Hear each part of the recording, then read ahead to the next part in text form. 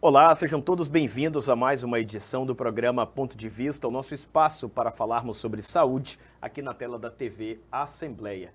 E no mês de maio, de forma particular, é comemorado o Dia das Mães. Mães que muitas vezes são até romantizadas como guerreiras, aquelas que defendem seus filhos, suas crias com unhas e dentes, que se dedicam integralmente, mas que muitas vezes também sofrem em decorrência do estresse cotidiano, do acúmulo de funções, e por isso está havendo, inclusive, uma mobilização nacional pela saúde dessas mães, mas mais particularmente a saúde mental. E quem vai falar conosco sobre esse assunto é a psicóloga perinatal Hilda Maia, que já está aqui conosco, a quem agradecemos pela presença. Muito obrigado, viu, Hilda, pela sua vinda. E eu queria que você falasse um pouquinho mais para a gente, como é que é ser mãe, acumular tanta coisa e por que essa preocupação com esse público de forma particular?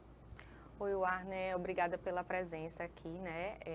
É muito importante esse tema, é uma causa não só minha profissional, mas como mãe também, porque não é fácil. A gente vê, os dados mostram que as mães têm adoecido, inclusive morrido também. Então, assim, é um assunto muito pertinente, porque traz impactos não só para a vida da mãe, mas para as crianças também e a sociedade como um todo.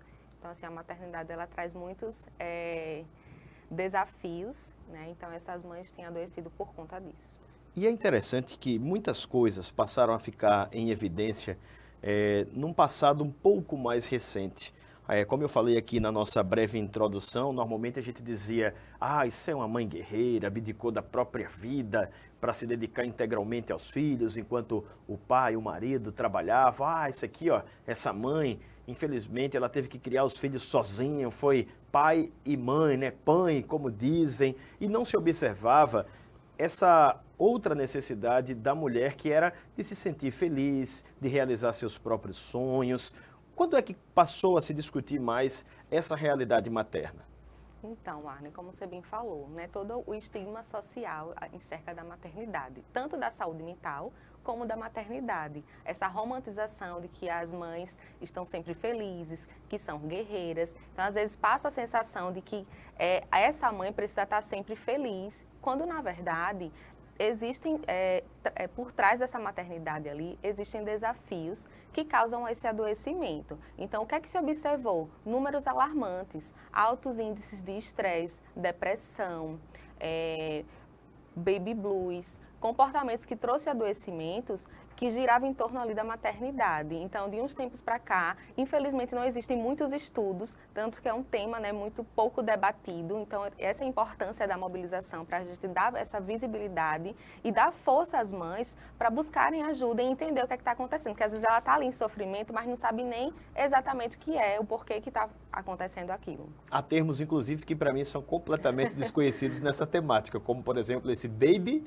blues. O que é? Explica para mim, por favor. Interessante. O baby blues ele é muito semelhante a sintomas de depressão, inclusive. Porém, o baby blues ele não é um transtorno. Ele é uma alteração comportamental que acontece até a segunda semana após o parto. Então, a mulher traz ali irritabilidade, labilidade emocional, choro, muito semelhante à depressão e às vezes se confunde. Porém, depois de 2 semanas, isso tende a sumir. Quando ela extrapola, quando passa, né, dessas 2 semanas, aí a gente já não considera um baby blues. Ali, de fato, existe ali um transtorno, sintomas que precisam ser investigados mais a fundo. E toda essa discussão, como você também reforçou, é bastante recente, pelo menos a ampla divulgação dela. E um dos objetivos dessa conscientização nacional que está havendo é justamente esse viés informativo, levar a conscientização à população. Sim, sim. Essa mobilização ela já acontece há 5 anos, porém aconteceu por 2 anos de forma online devido à pandemia. De 3 anos para cá ela vem ganhando força, existem ações em vários estados, né? E essa mobilização vem ganhando força devido, principalmente após a pandemia, isso tenha se agravado. Existem estudos aí que mostram o perfil de mulheres no período da pandemia que tiveram que abandonar o mercado de trabalho, que tiveram um adoecimento, né, devido a sobrecargas do trabalho não remunerado. Então, isso tem sido uma discussão importante, porque esses números vêm aumentando e nada se tem feito em relação a isso. Você tocou num ponto importante, trabalho não remunerado. Seria aquele que a gente realiza em casa, principalmente as mães, dentro dessa temática que estamos discutindo?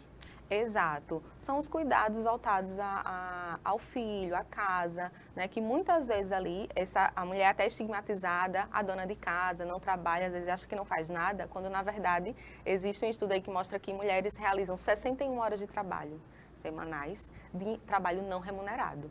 Então, às vezes, ela tem essa carga ali, essa carga mental, emocional e física, de muitas vezes, além de dar conta desse trabalho não remunerado, ela precisa dar conta também do mercado de trabalho, né? Então, isso aí é um dos fatores, né, que geram aí esse adoecimento. E essa era a minha pergunta posterior, justamente. A gente falou de trabalho não remunerado, mas há muitas que têm de conciliar o trabalho convencional, né? Advogada, jornalista, auxiliar administrativo, seja ele qual for, e o trabalho não remunerado, esse de cuidar do filho, de dar uma atenção ao lar.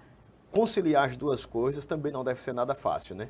Não, infelizmente, o próprio mercado de trabalho não favorece muitas vezes. Um exemplo disso é a licença maternidade, né? A licença maternidade, ela hoje é de 4 meses, que a mulher tem para poder cuidar exclusivamente. Porém, a amamentação exclusiva, por exemplo, é até os 6 meses. Como é que essa mãe vai dar conta dessa amamentação exclusiva quando nem o mercado ali dá condições necessárias dela cuidar daquele filho, né?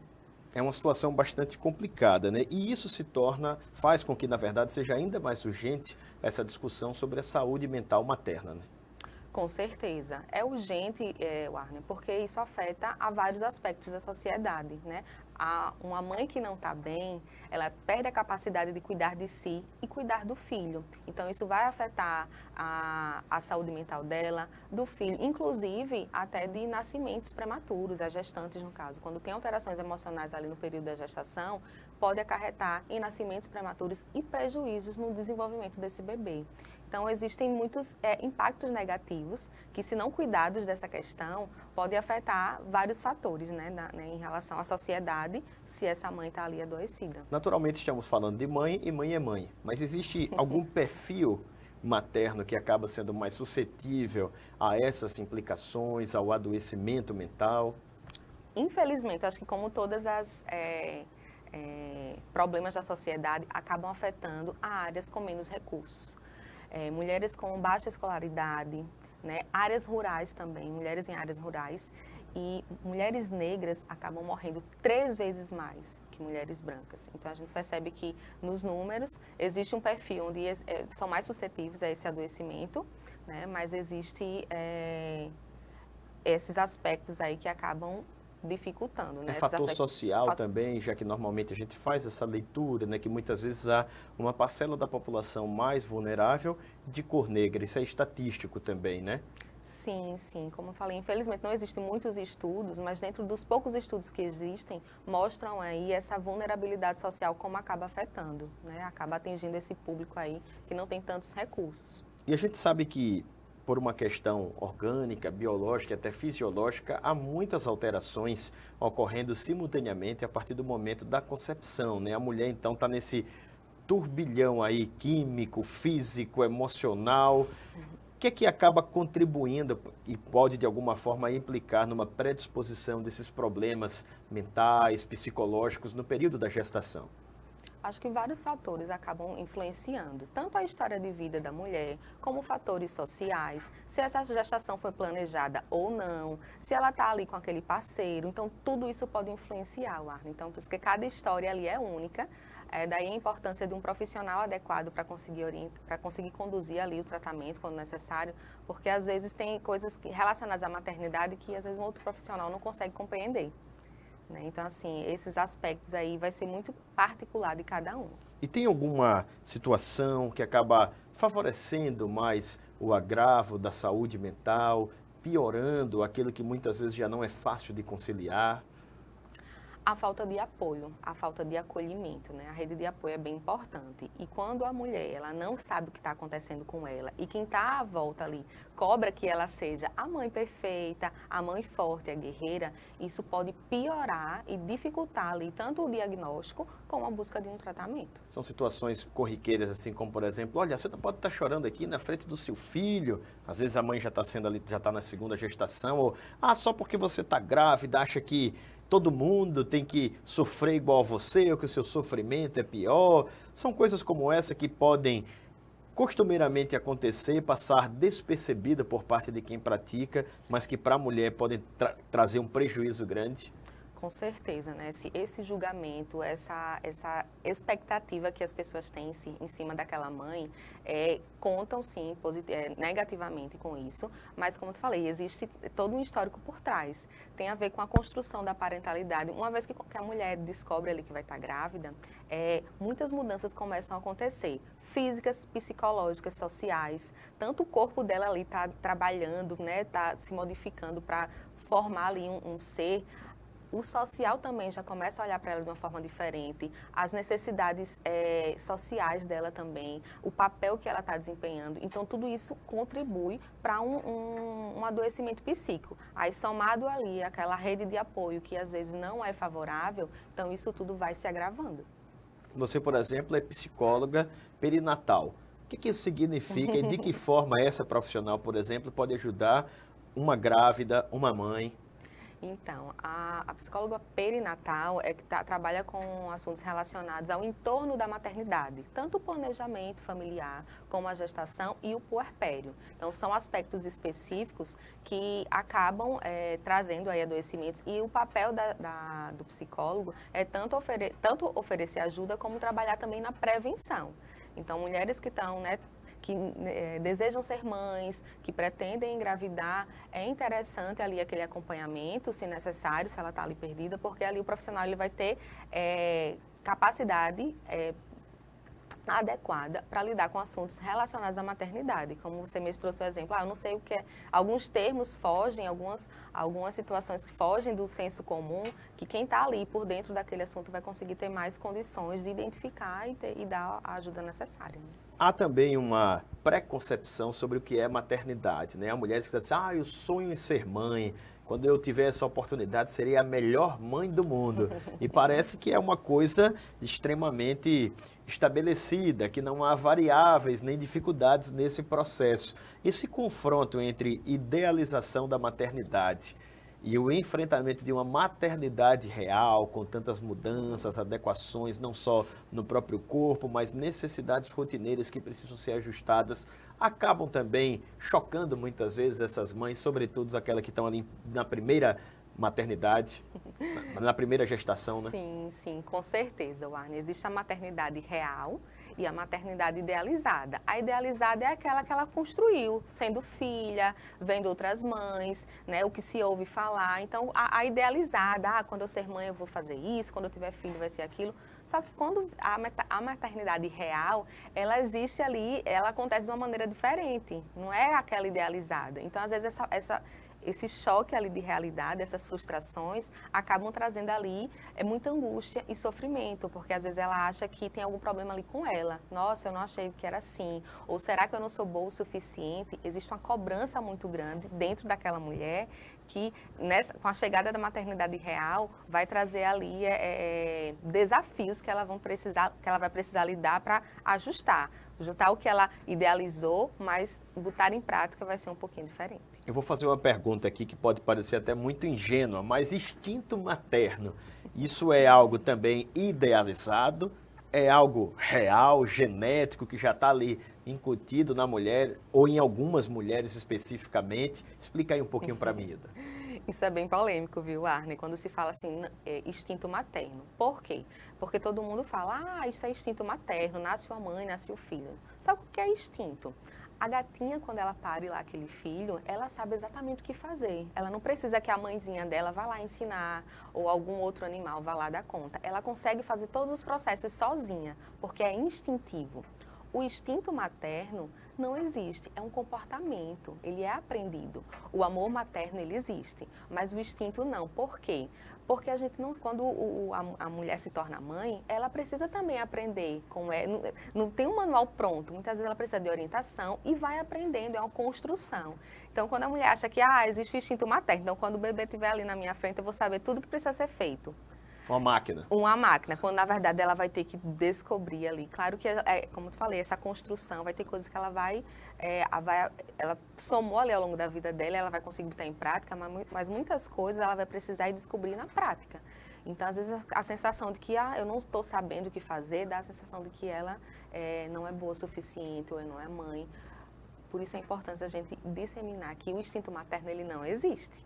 Né? Existe o amor materno, a vontade de dar o melhor, mas não é instintivo, ela não nasce sabendo, ela vai precisar aprender. É um comportamento aprendido. Você falou muito aí da rede de acolhimento, não é, que deve estar no entorno dessa mulher, dessa grávida, dessa mãe de um recém-nascido, não é?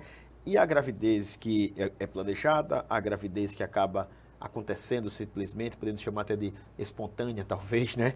Mas qual a importância, por exemplo, desse planejamento, já que você citou isso também? De que forma o planejamento antecipado dessa gravidez pode contribuir para mitigar efeitos negativos, adoecimento? Exatamente. O planejamento é importante, né? Porque quando a gente se planeja, a gente vai buscar meios, a gente se informa, a gente se programa, a gente vai antecipar ali problemas que podem surgir, a gente vai poder contar ali com pessoas ao redor. Quando não existe um planejamento e quando não existe a rede de apoio adequada, há o quê? Uma sobrecarga. A mulher precisa dar conta, ela não tem acolhimento, então isso daí vai somar negativamente para que aquela mulher venha desenvolver ali alterações emocionais significativas, né? Então essa rede de apoio, ela vai ser importante e o planejamento também. Porém, quando ele não acontece, a mulher vai ter que se adaptar, vai ter que se adaptar àquilo. Eu queria até aproveitar aqui a oportunidade para a gente definir quem pode ser essa rede de apoio. Eu vejo assim muito na prática, por exemplo, o casal está ali planejando, aí já conversa com os pais, né? No caso, os avós da criança que vai nascer. Diz, a gente está querendo ter um filho, te prepara aí para eu poder deixar também na casa de vó. Como é que funciona aí na prática essa rede de acolhimento? Eu segui um raciocínio prático, correto? Então, vai variar de cada família, mas eu gosto muito de primeiro enfatizar que a rede de apoio são as pessoas que não têm a obrigação de cuidar daquele filho, mas que podem sim contribuir. Ou seja, o pai e a mãe, o pai não é rede de apoio, são os responsáveis ali, né, por aquele bebê. E quem está ao entorno? Infelizmente, nem todo mundo tem a família, às vezes, ali presente ou está distante. Então, a rede de apoio pode ser, inclusive, uma vizinha, um amigo, né? É o pai, é a mãe, é a avó, é a irmã. Vai depender do contexto daquela mulher. Então, qualquer pessoa que se colocar disponível para ajudar pode ser rede de apoio. Eu gosto até de exemplificar um ditado africano que diz: para criar uma criança é preciso uma aldeia inteira. Então, não é só a mãe, nem só o pai. Toda a comunidade precisa colaborar e contribuir para que aquela criança, né, se desenvolva bem. Até porque nós somos seres sociais, né? Então essa construção de coletividade é importante até para crescimento saudável, né? Para as relações que vão ser desenvolvidas desde a primeira infância, né? Isso daí acaba também tendo uma grande importância nesse sentido do desenvolvimento das relações, né? Há um outro ponto importante que é o período puerpério, aquele pós-gestacional, né? Ali quando a mulher dá à luz, alguns dias após aquele período, no qual ela está mais sensível, mais suscetível a alterações. Isso também é percebido nesse âmbito psicológico, da saúde mental? Sim, inclusive existe até uma diferença, né, do puerpério fisiológico do puerpério emocional. Porque no fisiológico é contado até 45 dias, Isso. É contado como puerpério. Para mim sempre era esse daí, Isso, eu já estou, né, né? aprendendo uma coisa nova. Perfeito, o fisiológico é isso, porque é um período de adaptação que o corpo da mulher vai voltar ali ao normal, ao período pré-gravídico que a gente chama. Já o emocional, não. A gente vai considerar para as questões psicológicas até 2 anos ou mais, a depender do contexto ali daquela mulher e da relação com a maternidade. Então, os aspectos emocionais, eles vão durar muito mais. Então, o olhar para o puerpério, ele vai ter um olhar prolongado, porque a gente vai acompanhar mais ou menos a primeira infância ali da criança, que é o período que vai existir muitas mudanças e adaptações que aquela mulher vai precisar, né, desenvolver. Então, é mais ou menos ali esse período ali da primeira infância da criança, que é até 2 anos. E a gente sabe que há uma individualidade muito grande, como você frisou em praticamente todas as falas, de uma mãe para outra. Posso até generalizar aqui de qualquer pessoa para qualquer pessoa. Mas há características que acabam sendo assim mais marcantes para indicar o que pode estar acontecendo de errado com uma pessoa. Isso aqui é um sintoma, isso aqui é um sinal de que ela pode não estar bem. Então, vai variar para cada problema. Dentro das alterações emocionais na maternidade, vai existir estresse, ansiedade, depressão, e para cada um vai ter ali um sintoma. E como você bem colocou, às vezes é só um sintoma, um sinal, não necessariamente é um transtorno. Então, geralmente, o que mais a gente ouve falar, por exemplo, depressão pós-parto. Se a mulher está mais chorosa, se ela está sem paciência com a criança, se ela não está formando um vínculo. Então, cada sintoma, cada situação vai trazer sintomas diferentes. Mas o ideal é que sempre olhe para como aquela mãe está se sentindo, se ela está bem, se ela está precisando de ajuda, porque às vezes pode ser trabalhada ali na prevenção, às vezes com o acolhimento, com a ajuda, aquela mulher ela vai conseguir dar conta, mas se isso vai se agravando, se ela não recebe ajuda, isso pode trazer o adoecimento para vários aspectos, seja uma depressão, seja um autoestresse, seja uma ansiedade, isso vai depender de cada situação. Pode acontecer que essa mulher mesmo perceba e busque ajuda. Mas pode acontecer também dela não perceber e alguém dentro dessa estrutura da rede de apoio observar e dizer, opa, fulana não tá bem. Estou percebendo essa alteração, ela não era assim, isso aqui é costumeiro, isso aqui não é frescura. Eu acho que é o momento de pedir ajuda por ela. Com certeza, Warner, é bem importante. Por isso a importância dessa mobilização, para que a gente possa conscientizar não só as mães, mas como a sociedade de um modo geral. Isso pode ser a equipe, né, de apoio, a equipe médica, o obstetra, a enfermeira, uma vizinha, a mãe, o pai. Todo mundo ali que pode estar no entorno dessa mãe pode estar com um olhar mais atento a isso também, porque muitas vezes a mãe também ela está no universo ali da maternidade, está se encontrando como mãe, às vezes ela não pode se dar conta ali de como ela de fato está diferente. Então, quem está em volta ali também, não só a mulher, mas quem está em volta, em torno ali daquele recém-nascido, precisa estar atento a esse contexto. A gente mostrou aqui alguns aspectos dessa complexidade que é a maternidade, sobretudo o momento que a mulher está vivendo. E eu queria falar um pouquinho mais sobre a mobilização nacional, né? A gente já deu o enfoque aqui de que o principal objetivo da campanha é levar ao conhecimento da população, das famílias, essa grande quantidade de mudanças, de alterações e a grande atenção que a mulher precisa nesse período. Agora, como é que foi estruturada toda essa mobilização, já que ela é nacional e, como nós dissemos, é um tema relativamente recente? Foi uma psicóloga de Alagoas que conhecia outra de Pernambuco, que conhecia outra lá do norte, uma do sul, e acabaram mobilizando? Foi de outra forma? Então, essa mobilização, ela aconteceu, quem idealizou foi a psicóloga Ana Borges, é uma psicóloga lá da Bahia, e ela é formada pelo Instituto Mater Online, é esse instituto que forma psicólogos perinatais. Então, ela idealizou esse projeto e vem ganhando espaço, ou seja, várias alunas do Instituto Mater Online têm feito ações em vários estados, né, aqui do Brasil, e esse mês de maio tem tido ações relacionadas a isso, mas foi idealizado por ela e junto com o apoio, né, desse instituto, e vem ganhando força. Aqui em Maceió, né, só existe eu que estou à frente, eu como aluna do Mater Online. Então, é uma mobilização que está precisando ganhar força. É literalmente embrionária. Exatamente. Aqui, sim, existem profissionais aqui, né, embora ser muito pouco, mas aí a gente vê a necessidade dessa informação chegar às pessoas e profissionais que se especializem nessa área, que encaminhem para quem é especializado também, porque é um contexto bem específico que precisa ser trabalhado de uma outra forma. Então, essa mobilização ela está acontecendo, né, através de passeatas, caminhadas, rodas de conversas, entrevistas, lives, tudo que a gente possa fazer para estar disseminando essa informação, esse é o intuito dessa mobilização. E o legal é que no material informativo que você me encaminhou, fala que o Mater Online tem como principal característica as ações de fomento gratuito no final das contas. Então, mais que informativo, é também necessário no fim das contas, porque acaba sendo bem inclusivo, né?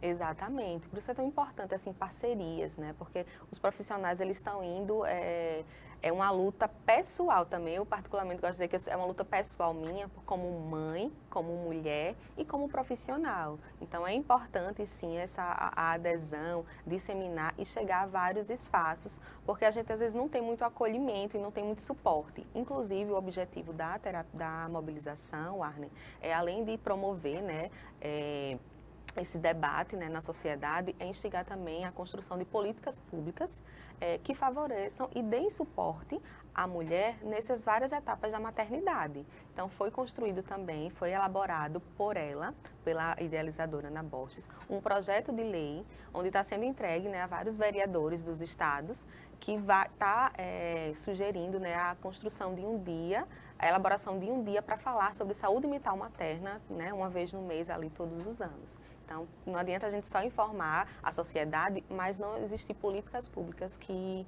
ofereçam cuidado a essa mãe.